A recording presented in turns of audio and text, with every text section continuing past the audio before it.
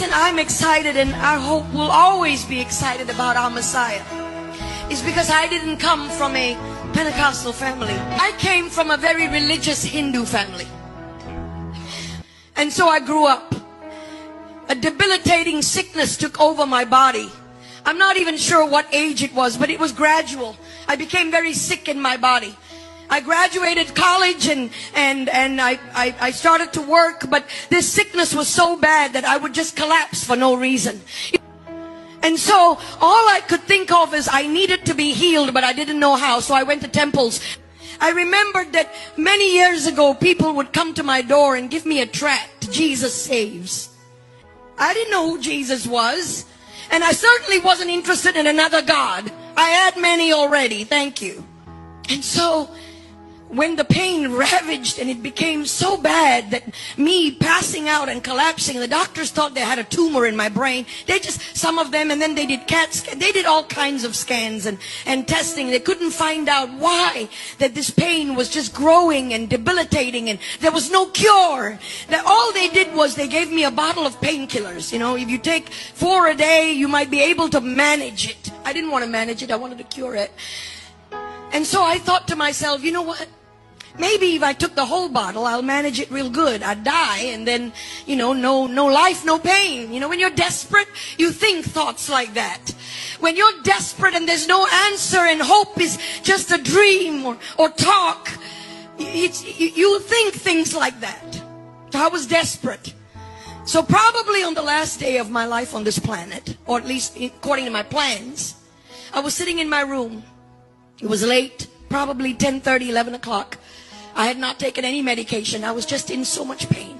And then I remembered a tract, Jesus Saves. I also remembered a Christmas card that I once received. I don't know why, who would even send me a Christmas card. We didn't celebrate Christmas.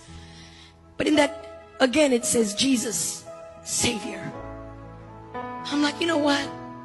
What have I got to lose? What have I got to lose?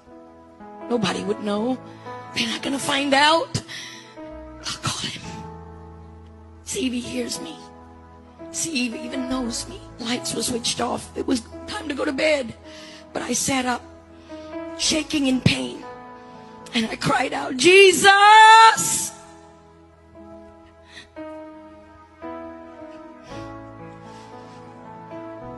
Nothing happened at first. I tried again, Jesus! And in that darkened room, there was this light. It could not have come from a street light because there were no street lights outside that house that we lived in Malaysia. And a light just penetrated the room. I never saw a face, but there was a form that filled the entire room. A light and a voice. The first and only time that I've ever heard him audibly. Nowadays, it's in my spirit, and I thank God for that voice. But that day, when I cried out to him and told him I need healing in my body, that voice rang out in my room. I am Jesus. I am God. And the pain in my body that I had for many years, that I'd become accustomed to, was healed. In an instant, the pain was gone. So early the next morning, my mother knocks on my door. Opened it. I said, yes, Mom.